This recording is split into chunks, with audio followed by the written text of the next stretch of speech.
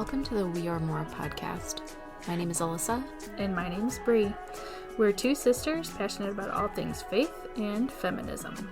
We believe that Jesus trusted, respected, and encouraged women to teach and preach his word. And apparently that's controversial.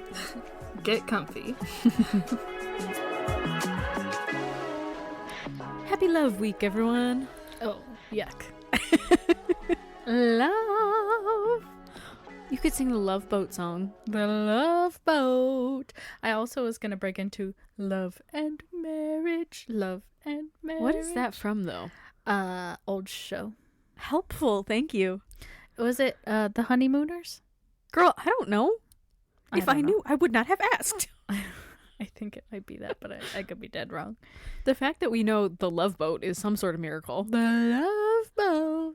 That came on after some other show. When we were kids, we were not allowed to watch Nickelodeon and a lot of the normal kid shows. We were watching Nick at Night. Yeah. So it was like Green Acres and Andy Griffith and whatever. I Love Lucy. Yeah. Yeah. And the Love Boat came on after something in the evenings. I don't know. And I remember we had to turn it off. Mom would not let us watch it. Was it inappropriate? I think so. Too much love on that boat. To be honest, Like the I Titanic? never went back and watched it. Me neither. A lot of those shows I can go back and enjoy, but the feminist in me just, Green Acres kills me. I Love Lucy kills me. Even though yeah. I love her. I love her. I love her, but the show is a rough one to get through. Yeah. Especially if you know about her real life. Too. Yeah. I try not to, and I've heard people say this before, you can't hold today's standards against things that were made in the past. And I understand that to some degree, because then you'd kind of have to throw everything out. But at the same time, there's some stuff that's just so heavy-handed. Mm-hmm. It's really hard to get past. Mm-hmm. Like I Love Lucy or Green Acres or any of those. They're just, you just want to smack these men in the face. I just want to be like, ah! Anyone listening with headphones just jumped. Sorry. We should put a warning at the beginning. All right, at 2 minutes and 10 seconds in, Bree's gonna scream. That'll be fun. Sorry. But we're not gonna tell you why. Just general feminine rage. Isn't that what it always is? Mm-hmm. Yeah. Ain't that always the thing? Feminine rage? Or Feminist rage. Feminist rage. I think both. You have feminine rage? Yes. I'm just like outrageously feminine and gorgeous, and I'm mad. I'm gonna be fully honest with you with your hair clip in there. I don't know that outrageously feminine would be what I was gonna say. I think I'm the opposite. Outrageously masculine? Yes. I'm so manly. Bree Well, I loves think- to go, do you love taxidermy? We haven't made that joke in a long time. Taxidermy. I love it. In fact, I want to make a whole taxidermy baseball team out of chipmunks. Wow. That was in a movie or a show or something. Oh, you didn't just pull that out of your butt? No. Okay, good. I don't remember. Hey, out there, do you remember what show / movie / book, maybe a podcast, that they had a taxidermied baseball team made of chipmunks? Now that we've narrowed it down for you, in any media outlet ever from the beginning of time. Any kind of media that you could consume. Do you remember? Or has Brianna simply lost her mind, finally? That's actually probably very true. This week has been a butt, and it's Tuesday. I can't believe. Not for them. For them, it's Thursday. Well, for me right here, right now, it's Tuesday, and I want to vomit. Wow. We've really derailed. We have. And we're only 4 minutes in. Only 4 minutes in. I don't even know what we're talking about. This week we're talking about love. Hugs and kisses. For you, this is coming out the day before Valentine's Day. Mm-hmm. Kissy, kissy, goo, goo, goo. Goo, goo, goo. Yes. Okay. So we figured, actually last week we said we were going to do a part 2 of the devotional for boys. But this is our podcast, not yours. We hated that darn book. We really hated it. I have nothing more to say. It was like trudging through mud and slime, and we hated it. So Alyssa and I have been really into reading lately. I know that we've talked about this, but nothing will put you in a reading slump more than a devotional geared towards 7 to 9-year-old boys. There was nothing good about it. No, it was really bad. So No. we gave up. Yeah. And here we are. So this week we're talking about love because it is the week of love. Kissy kissy. Goo goo goo. Stop it. So we're going to talk about 3 different aspects of love. We're going to talk about romantic love because Valentine's and all, hearts and Yes. Love. stars and flowers, horseshoes, chocolate. clovers and blue moons, Pots of golden rainbows. and the red balloons. And we're also going to talk about loving your community, your neighbor, like that biblical sense of love. Mm-hmm. And then we're also going to talk about loving yourself, loving who you are as a person. Mm-hmm. Which, quite frankly, I mean, put that first. All right, let's do that first. Love your neighbor as yourself, but you can't love your neighbor unless you love yourself. I think we've made that point before. I think that's something we often forget. Mm-hmm. Because I remember as a kid, that acronym, that JOY acronym, I know we've talked about that before, but people would say joy means putting Jesus first, and then others, and then you last. And I understand that they're like looking at Jesus and saying, Jesus put others before he put himself. Mm-hmm. And that's really important. But Jesus also knew when to put himself first. Like when he wandered into the wilderness, right? He needed a freaking break. Mm-hmm. He was like, I need to get away from these people for just a minute.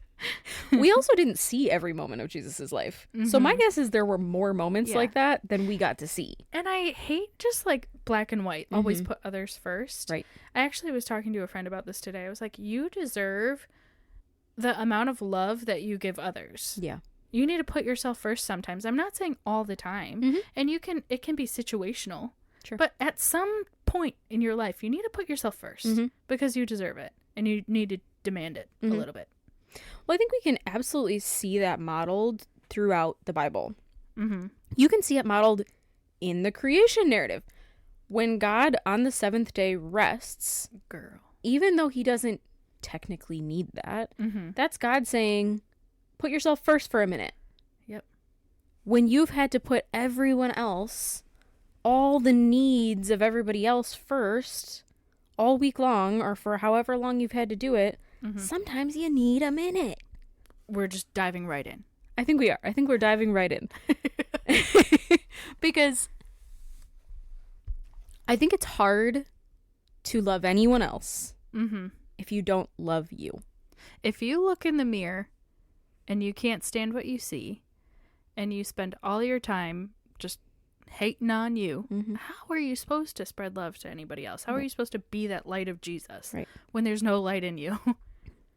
I think we want to think, if I just focus on everyone else, me will sort myself out. You know, all the puzzle pieces will fall into place if I just focus on everyone else. If I get their lives into sync. That's not what happens. My friend was saying she lives by the philosophy that, like, kindness you put out into the world will eventually come back to you, right?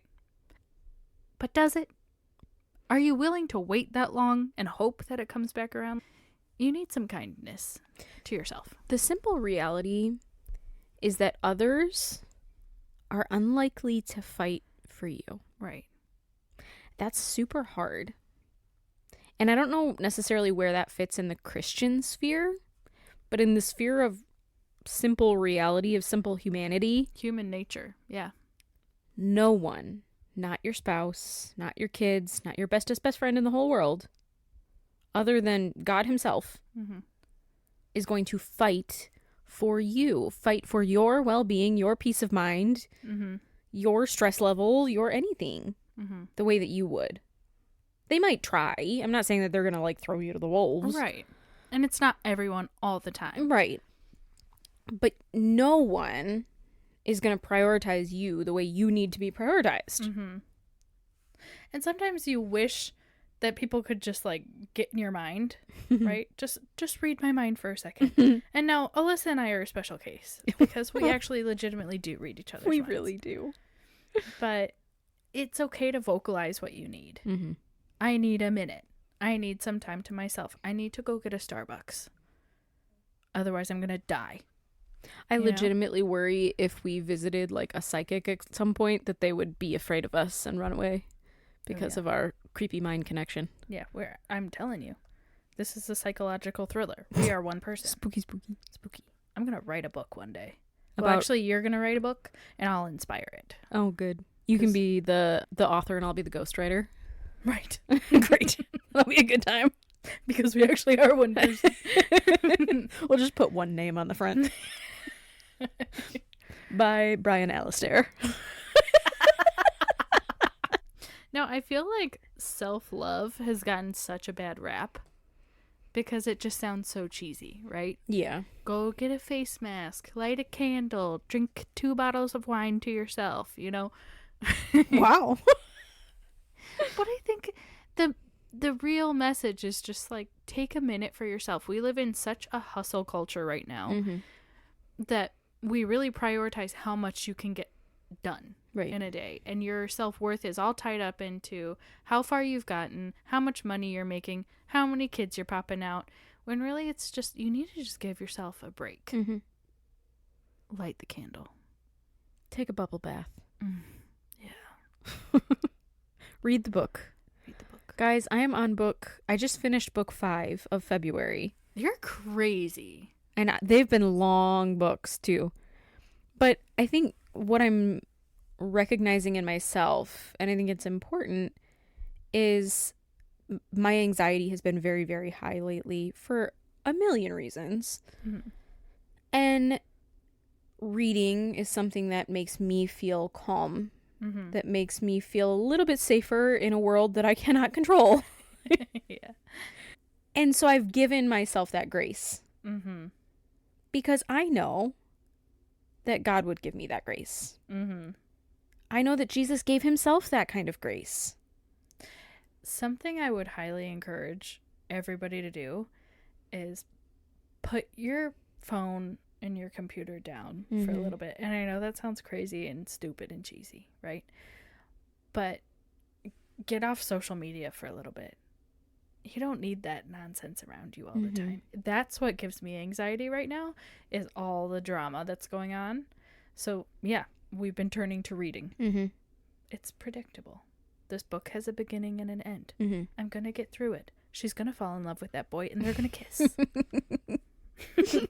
Bree's reading a retelling of Princess Diaries right now. Yeah. They said it's like a retelling of the Princess Diaries mixed with Crazy Rich Asians. It's really good. I'm very excited about it. It sounds a great time. Mm-hmm. But I think even if you're not, like, if reading is not your vibe, find something that gives you peace. Is it yoga? Is it art? Is it taking your dog on a walk? Is it embroidery? Or taxidermy, perhaps. Or baking? My mom's been really our mom. We share a mom. Our mom's been getting into bread making. And a mind. I also crochet. That could be your thing. Just walk into like a Joann's, although they're going bankrupt. So maybe you can't. Maybe you walk into a Michael's and just glance about and see what new hobby you could take up. Where could you spend all of your money for the next decade? Who knows? The options are endless. For me, it's thrift books. But I think that just the general point of loving yourself is that it's not anti-Christian. No. That JOY acronym that us church kids learned as kids is crap. It's garbage. Throw it out. Throw it out with the rest of the garbage that we learned when we were little. And give yourself permission to say, I can be a Christian.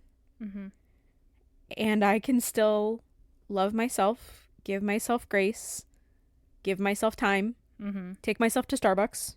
And that's okay. I think something that I really didn't expect after turning years old. Oh, we've said it 4 million times. 97. I like myself a lot more now than I did back in my 20s. I think it's just something about just like settling into yourself, you know, like an old sweatshirt. I won't say a good pair of jeans because I hate jeans, but just like there's a comfort level of knowing yourself really well, but you have to take the time to get to know yourself pretty well. And I think it will affect all of the relationships that you have moving forward. A lot deeper relationships, not just with a romantic partner, which we can talk about next, but your friends, your family. You're going to have stronger relationships if you like yourself. Well, I think about, you know, we all have masks that we wear to different people. KN95s, surgical, fabric. You're so strange. A sheet mask, a mud mask. So weird. Anyway, the people that you work with, you're one person. To the people that you go to church with, you're a different person. To the people that, I don't know, you're friends with, you're a different person. Is there anyone in your life where all of those masks just go away? For me, it's probably you. Yeah, well, that's what I'm saying. With me and Brie, we've reached a point in our lives, and maybe we've always been like this, I don't know, but both of us have reached a point in our lives where we're pretty happy with who we've developed into. We're pretty comfortable with the absolute ridiculous humans that we've become. And we're just that together, you know? And in being able to be that together, it gives us the confidence to go out into the world and be those same people and not have to put on the mask to everybody else, which then lets me have better relationships with the people that I meet along the way, you know?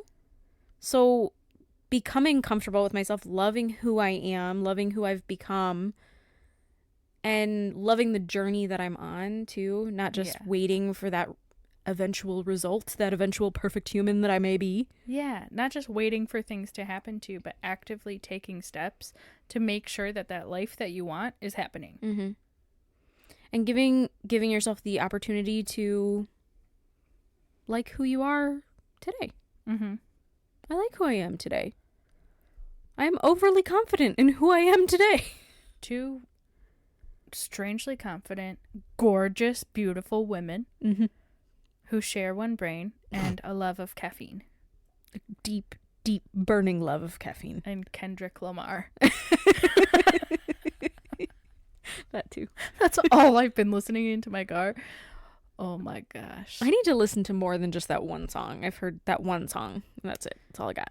Euphoria. Another good one. Oh.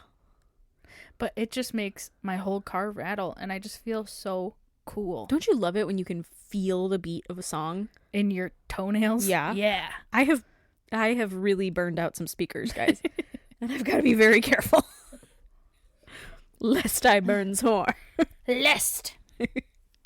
All right, but let's talk also about romantic relationships next. Oh. As it is the week of love. Happy Valentine's Day. It is not Valentine's Day to them. Tomorrow's Valentine's Day. Happy Valentine's Day Eve to you, yourself, and any other interested parties. Is it Valentine's Day in other countries? No, I don't think so. It's just us. I don't know. Just us and Hallmark. But what a great excuse to buy yourself 24 Ferrero Rochers. Should I do that right now? Target. Maybe you should. Hello. Buy me some Lindor truffles. I had a Lindor truffle today. They're the best, but not the ones in the heart-shaped boxes. Just the regular ones in the red package. Yeah. Those the best ones. But I think so. We wanted to talk. We've talked before about obviously Brie and I in our romantic lives are in different stages. What? I'm much further along. I've had 17 husbands. Brie is 97 and she's had time to have 17 husbands. I've lived a life. Lived many a life. I've been married for how long? 12 years? I don't know. It'll be 12 years this year. Whoa. A whole dozen. A whole dozen years this year. And so I have that perspective. And Brie is single and has been on the dating apps and has had to deal with that hot mess of garbage. Currently exclusively off the dating apps. Not goodness. Hey, but we did discover, did I say this last episode? I don't think I did. That there are Disney adult dating apps. Oh my gosh. So, potential. No. I'm not getting on there. I love Disney with my whole entire heart, but I do not identify as a Disney adult. But you could, who knows who could be on there. Walt Disney himself could be on there. Walt could be there. His spirit, at least. Unless you're outrageously wealthy and don't have any children, and you're looking for a young, gorgeous woman in your life to take all your money, then I'm available. I don't think you'll be finding those sorts of gentlemen on the Disney adult dating websites. I have a feeling. They have enough money to go to Disney, though. Maybe. Hey, alternatively, do you have an annual pass? I'm also down. Anyway. But because we have different life experiences in that, we thought we'd talk about what love should look like. Yeah. I think. So go ahead, Brie. Go ahead. Oh, What should love look like? With all my years of experience, here we go. With a romantic partner, love should not feel insulting. Love should not feel uncomfortable. Love should not feel icky. And that's what I know. Mostly I know what it should not feel like. Yeah. Because I, quite frankly, have not been in a romantic love relationship. Although they have loved me. They have loved you. They have really deeply loved They you. love me, but I haven't loved them back. Sorry. I think the interesting thing for you is that you hold your standards very high. I do. Yeah, and I'm quick to let them go. Which it is funny. Like when you say it's funny, but at the same time, of course you do. I'm sitting here thinking like, well, heck yeah, of course you hold your standards high. Of course you let them go the moment that you think, why am I here? But you have had so many people tell you, well, you just need to stick around for a little longer. You just need to lower your standards. And I want to know what the relationship would look like if you did that. Oh my gosh. You know? I have told people I don't want to go back out with them purely because they're annoying. No, but like one guy insulted my age and was pushing like wanting to have babies, and he thought a good way to push me into it would be like, oh, you're getting older, you need to start thinking about this. I had another guy say that he wanted to be head of the household, and then I was like, pass, see ya, bye. I had one guy send me pictures that he painted when he was in 3rd grade of a leopard, and then he sent me baby pictures of himself before we even went out, and so I said no thank you. I love that the risk of ever speaking to you on a dating app is that these poor boys are going to wind up on our podcast and they don't even know it. No, but like truly, if I think even for a second I don't see this going anywhere, I am done. Now I have had people tell me, well, that's not so bad. What he said to you wasn't so bad, so maybe just give him one more chance. And I'm just not willing to do that. I'm sorry. I'm a great time. I'm amazing. I need to have someone up to my level. And I think you're not just talking about, oh, well, he said this thing that vaguely annoyed me. No. That's not what you're saying here. You're saying he said things that hit a nerve. Fundamental differences. Right. And yeah, if you asked him again, he might backpedal. And that's happened to you before too, where you questioned it and they backpedaled. Oh, yeah. But what's happened is someone's shown you who they are at their core. And I think women in particular in Christian circles are expected to just sort of accept what's given to them. Yeah. And I also think women don't believe other women. Like when I say, this was a really bad experience. Like I don't need to go into detail, but things got out of hand, I felt uncomfortable. And they're like, no, just give him one more chance. Mm-hmm. Unfortunately, women are kind of taught by other women not to trust each other, not to be the sisterhood that we could be. I remember one girl that was in my small group. She was older than me and this other girl that were in there. And we were both kind of sharing dating stories. And we're like, yeah, no, I was done with him. No, thank you. And she was like, I'm just so proud of you girls. I just was never like that. I would just stick out a relationship no matter what was happening, because she needed to be in that relationship. Right. And I think that circles right back to self-love. How much do you love and respect yourself? Because you don't need to be in that stupid relationship. You don't need to be. Right. You're enough. Now, Alyssa, tell me what you need in love, because I don't know what. Help me find someone. Well, I think what we often say is, I'm going to find my other half. Yeah. I deeply, deeply hate that phrase. So that comes from, I think it's a Greek mythology or Roman mythology. I'm not 100% sure. But it comes from this concept of, there were once these, like, beasts roaming the earth. Whoa. That had 4 arms and 4 legs. And they were so powerful that the gods were afraid of them. And so in their fear, the gods split them in half. And then the 2 halves were cursed to roam the earth forever looking for their other half. That's where that phrase comes from. Now, we've adopted that into being something like romantic and cute. And it sounds cute, right? Like, well, it sounds like you're both beasts. Well, so we forgot that part. Find your other beast. That sounds more romantic, actually. Yeah. I'm going to use that one. I like that. I'll print that on a t-shirt. We could have so many t-shirts. We could. So much merch. Maybe we should start posting that on our social medias. Maybe. But I think as much as it does sound like cutesy, like, oh, he's part of me. He's whatever. But it could be anybody. You could fall in love in Florida. You could fall in love in Malta. You're going to find someone if you want to find someone. Exactly. And I don't want someone that has to complete me. No. Because what happens if he's gone? Exactly. Then you're left half empty. Without a butt. You're a half person. And it could be, you could love this person so much, you're never going to get divorced. You know for sure you're never going to get divorced. Okay, maybe you don't. But maybe he dies. Yeah. Or you die. And then he's left. I mean, quite frankly, there's only one way out of here. I don't know if you all know this. We all have to die. I was listening to a song about that the other day. It was a very depressing song. We all deserve to die. Wow. That's from Sweeney Todd. Thank you. And now we've uplifted the group. But I just think it's so silly. And like you were saying about self-love, we forget that part.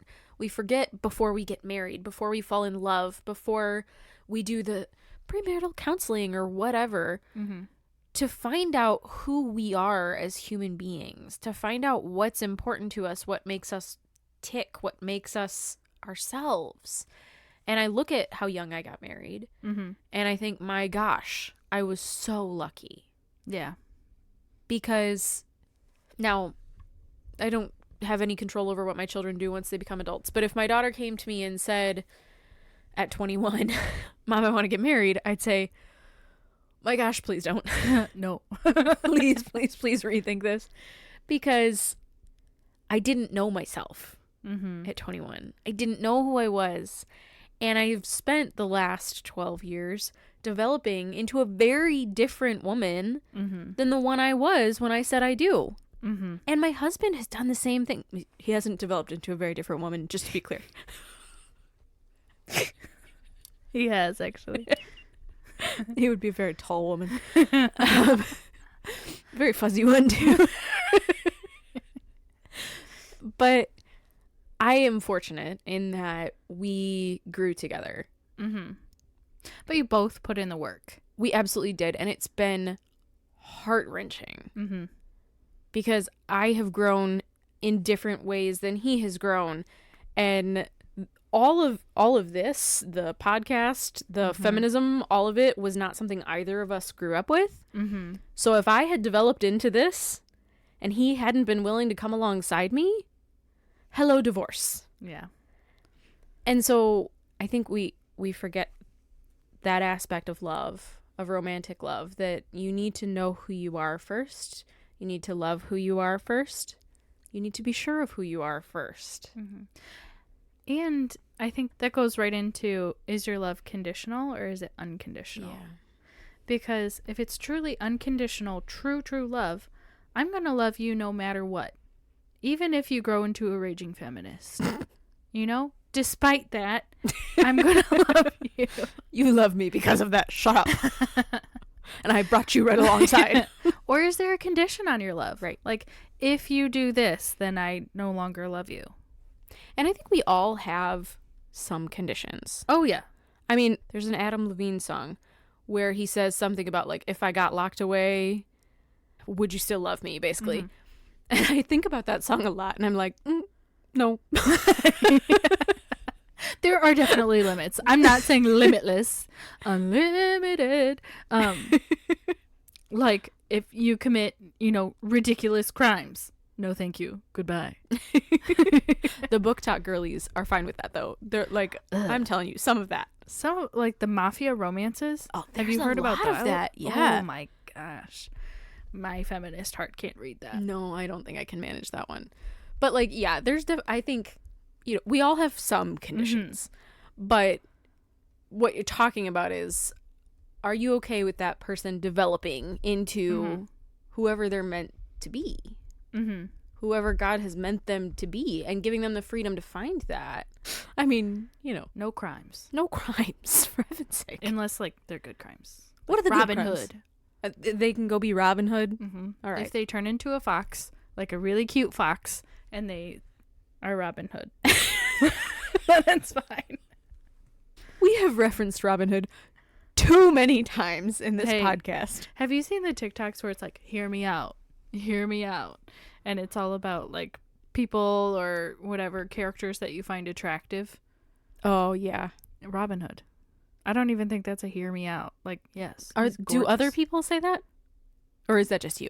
I think other people might. I think it's just you. I think it's only you. Also, Abraham de Lacy, Giuseppe Casey, Thomas O'Malley.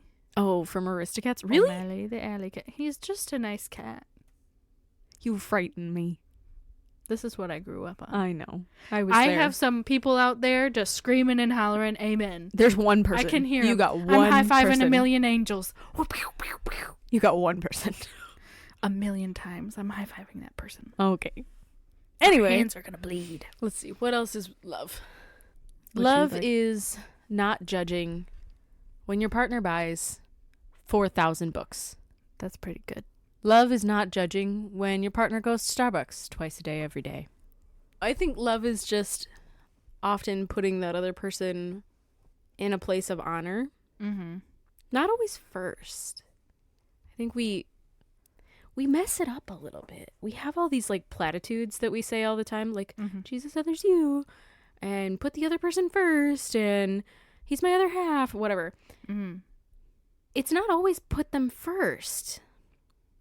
I think it's putting them in a place of honor in your life, in an important place, and sometimes it's putting them first. And it's the knowledge that they will love you when you have to put other people first, too. It's understanding between two people. It's consideration between two people. It's a two-way street.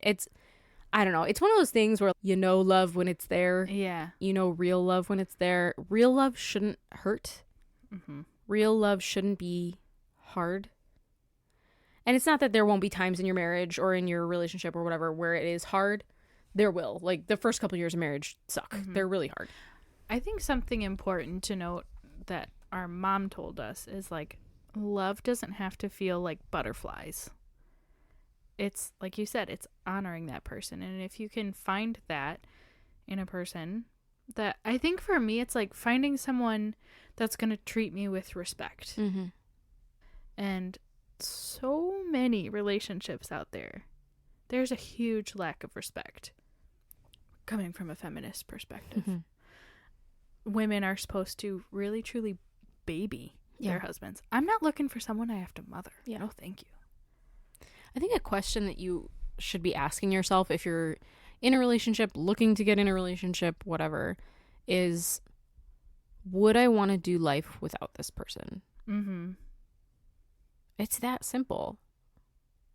If there were no strings, no nothing, would you want to live life without them?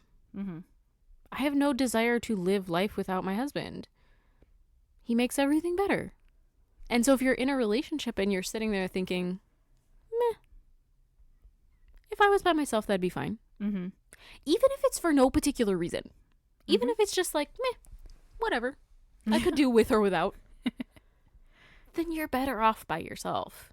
Understand that being alone is not worse than being with someone that you don't want to be with. It's not, it shouldn't be taboo. It shouldn't be thinking that it's like a step below. You get to choose yourself. That's pretty cool. And think of all the adventures you get to go on. I don't have to ask anybody if I want to, if I want to go somewhere on a plane, someone might need to take me to the airport. So I might need assistance. I don't have to ask anybody if I want to fly to France. Do you? No. Okay. Not by myself. I go with you. But I do have to ask some people. I have a job and children. Yeah. So then the last one we wanted to talk about, because I'm trying to keep us on some sort of track here. We're not. You know, Valentine's Day is kind of spazzy. I'm assuming you're listening to this a bottle of wine in. Ooh. We have not had any. I'm drinking a sparkling water. What are we doing? We're dumb. We did this wrong. Actually, we might be a lot more coherent if we had drank something. We usually are. So the last one we wanted to talk about is non-romantic love. So like love for your community, your neighbor, your pets.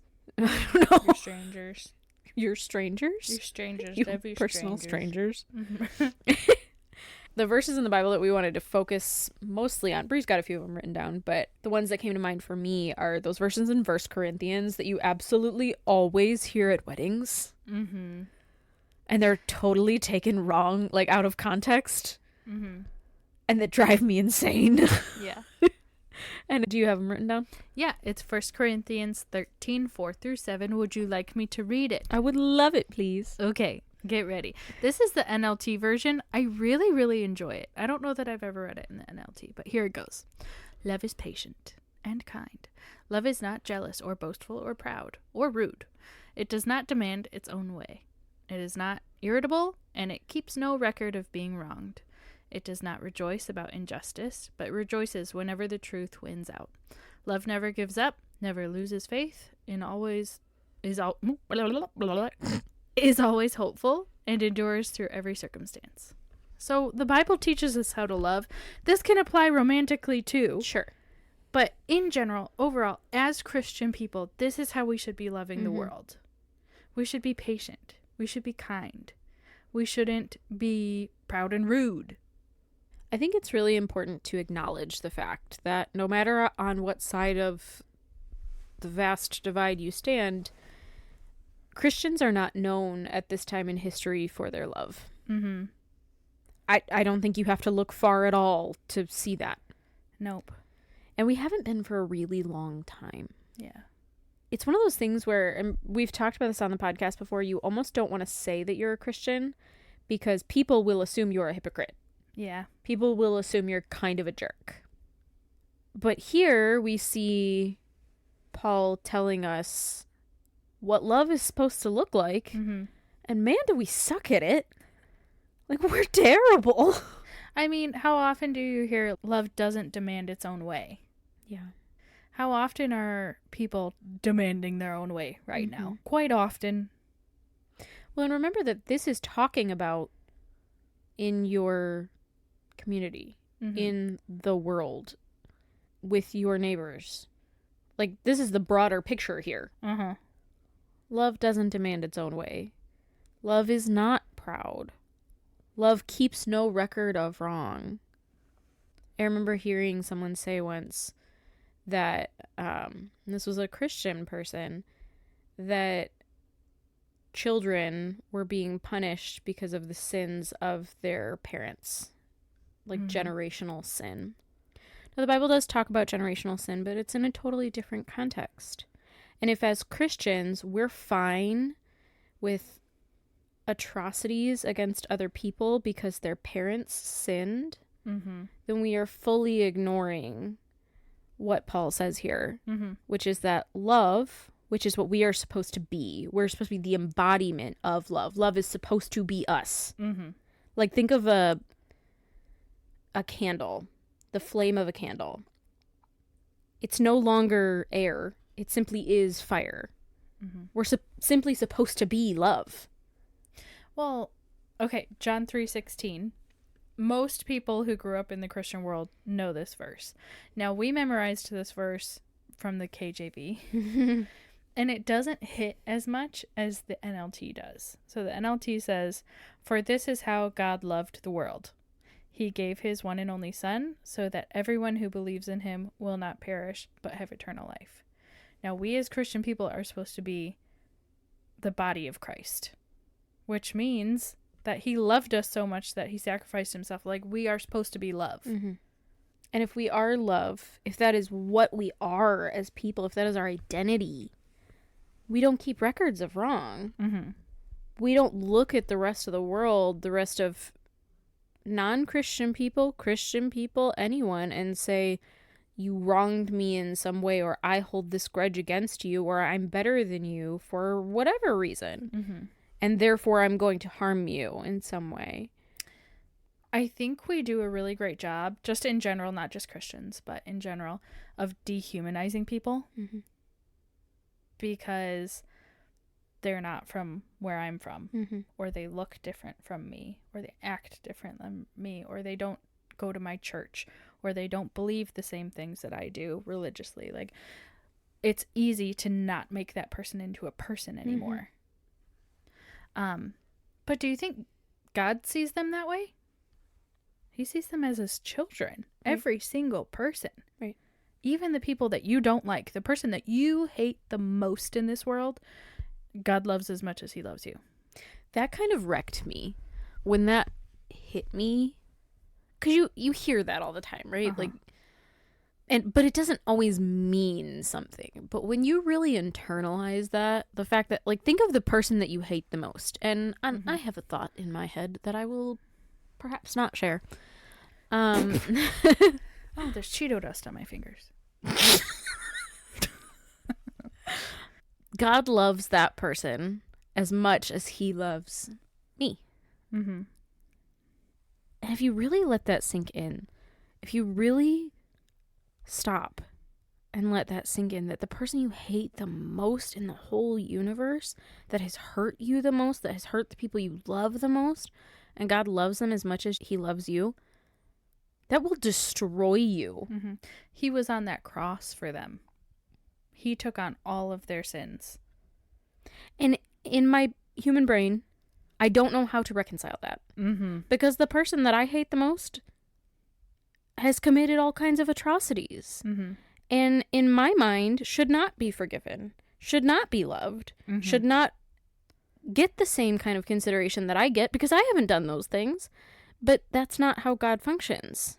Yeah.